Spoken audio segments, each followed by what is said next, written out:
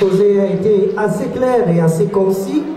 Nous allons prendre le quatrième exposé de cet après-midi. Le quatrième exposé qui va être présenté par M. Ferland Noël Atebon, qui, au-delà des titres, va maintenant entrer dans l'écriture. Et si vous nous suivez bien, vous allez remarquer que depuis le début de cette conférence, nous évoluons comme un entonnoir. Nous avons commencé avec la vie, un élément externe à l'œuvre. Nous avons parlé de la structure, un élément encore externe à l'œuvre. Nous sommes maintenant dans les titres, la peau la plus proche de la chair de l'œuvre. Et maintenant, nous allons discuter sur l'écriture. Et en parlant d'écriture, M. Atebon va particulièrement s'intéresser au trait du surréalisme dans Capitale de la douleur. M. Atebon, vous avez la parole. Voilà, le thème sur lequel je vais vous entretenir est intitulé « Les marques de l'écriture surréaliste dans Capitale de la douleur » de Paul Éluard. Il faut qu'on commence par le mot surréalisme. C'est un terme dérivé constitué d'un préfixe qui signifie au-dessus de, préfixe sur qui signifie au-dessus de, ou bien plus haut que, ou alors au-delà de, et d'un radical réalisme qui signifie dans une première acception attitude d'une personne qui tient compte de la réalité ou d'un autre point de vue, ou une conception selon laquelle l'art doit évoquer la réalité telle qu'elle est, sans l'idéaliser. Dans le premier manifeste du surréalisme, un manifeste, c'est un texte dans lequel on présente un programme de quelque chose. Donc, dans le premier manifeste du surréalisme, paru en 1924, le mot se définit comme automatisme psychique pur par lequel on se propose d'exprimer, soit verbalement, soit par écrit, soit de toute autre manière, le fonctionnement réel de la pensée. Sur le plan artistique, surréalisme renvoie à une forme d'art utilisant des forces psychiques, c'est-à-dire automatisme, rêve, inconscient, libéré du contrôle de la raison. C'est le mouvement littéraire qui résulte donc de cette conception qui est appelée surréalisme. En 1924, ce terme emprunté à Guillaume Apollinaire, première personne à l'employer, et c'était dans un courrier adressé à l'écrivain et poète belge Paul Dermé en mars 1917.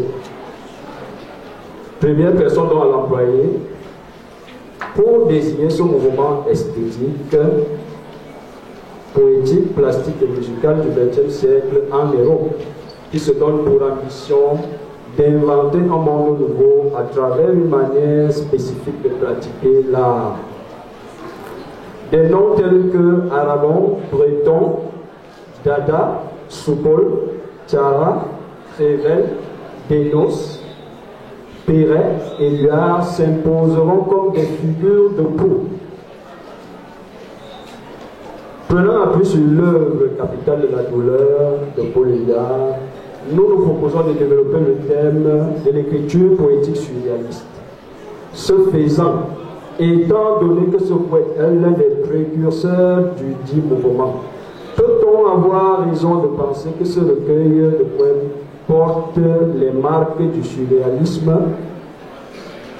C'est la question à laquelle nous allons essayer d'apporter une réponse. Voilà. Et pour y aller, dans le grand 1, nous présentons d'abord ce que Capitale de la douleur possède comme héritage reçu des prédécesseurs.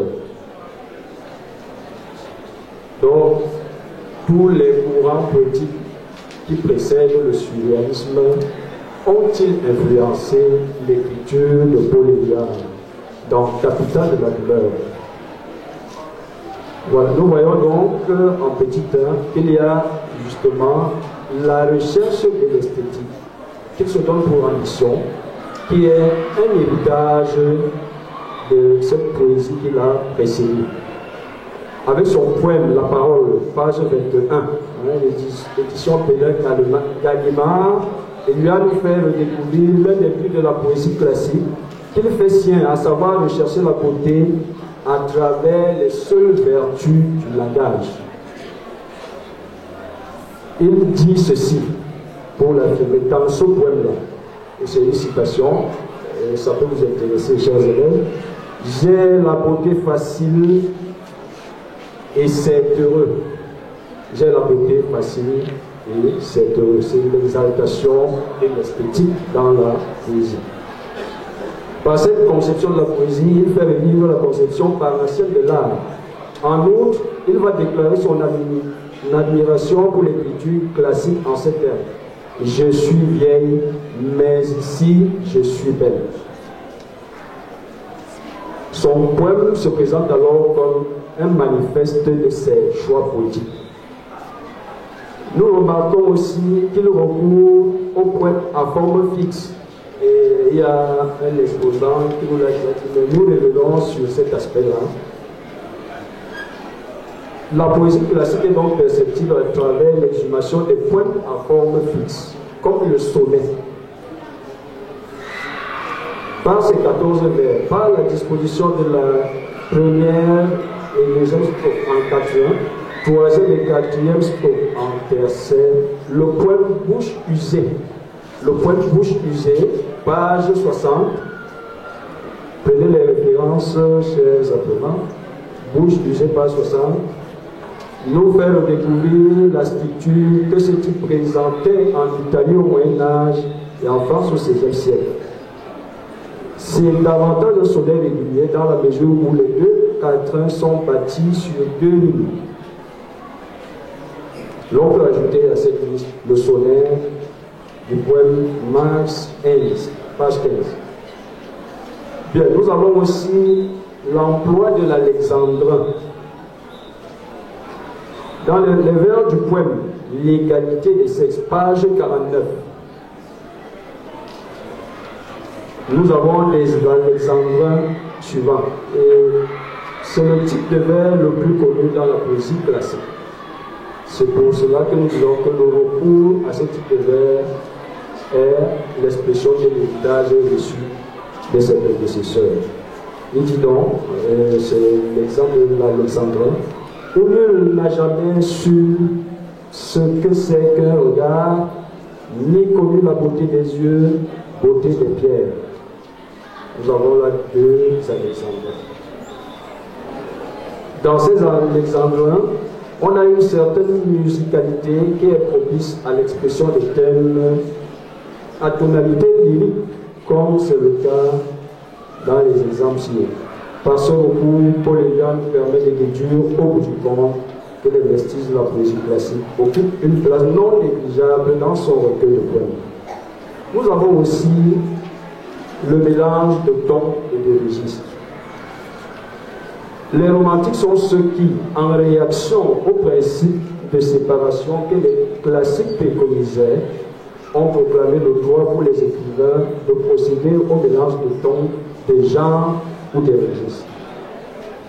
À ce sujet, Wilfried von Schlegel a affirmé, s'agissant de la poésie, qu'elle veut aussi mêler par moments et à d'autres moments fondre ensemble. S'inspirant certainement de ce qui vient avant lui, Éluard possède un mélange du pathétique et de l'ironie dans le poème Ruban, page 35, et l'ami, page 36. S'agissant donc du pathétique, les vers ci-après en sont un passage illustratif. Et les mains qui périssent, un ballon pour le faire éclater, pour que le sang lui jaillisse au visage. Et les ailes qui sont attachées comme la terre et la mer. L'ironie, quant à elle, se perçoit à travers ce passage du vers du point pas à la page 36. La photographie d'un mot. Si le soleil passait sous du bout, par à l'intérieur dans ce dernier, dans le tunnel. Toujours dans cette perspective, l'on relève le mélange d'une pathétique et d'une faiblesse. Dans bouche usée, page 60. À travers les personnifications des vers suivants. Le lit tenait sa bouteille, à la bouche rivière, la mort. Toujours dans cet héritage ancien, nous avons le traitement des thèmes de tout temps. Des thèmes qui reviennent de manière régulière tout dans la poésie, avant le surréalisme. Et ces thèmes, nous les connaissons. La nature, le temps de la femme. De ce qui précède, il ressort que l'important héritage de la poésie des siècles précédents est mis en exergue par Paul Éluard.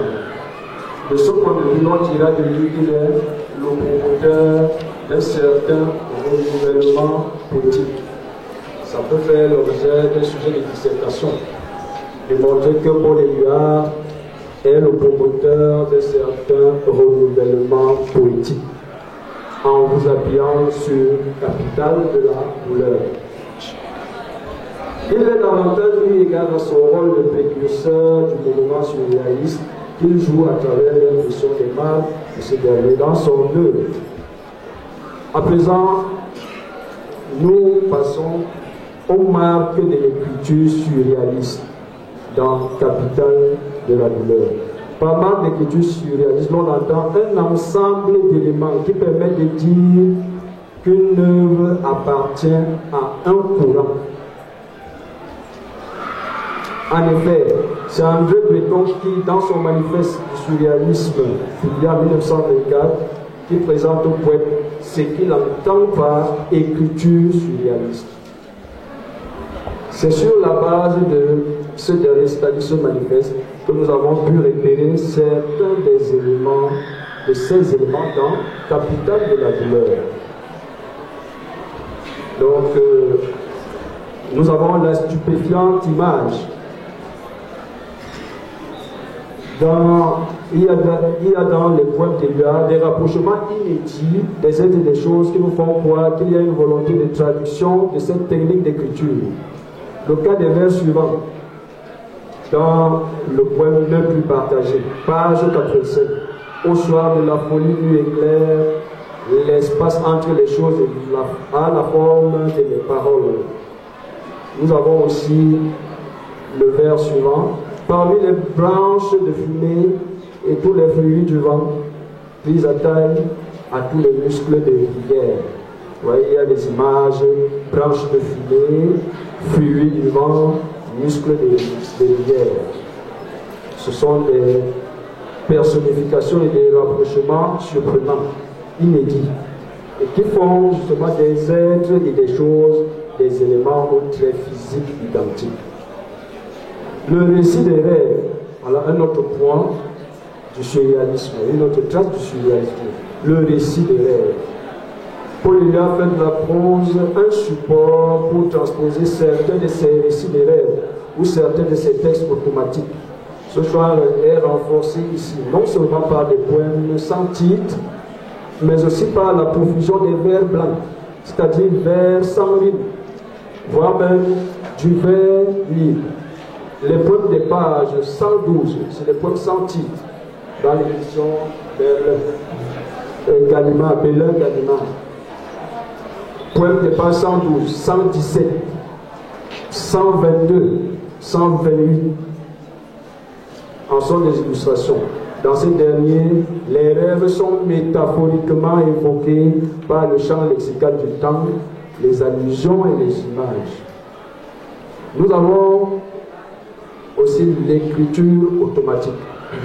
Le sens qu'André Breton donne à ce concept est le suivant. Il dit ceci: placez-vous dans l'état le plus passif ou réceptif que vous pourrez. Écrivez vite et sans sujet préconçu, assez vite pour ne pas retenir et ne pas être tenté de vous relire.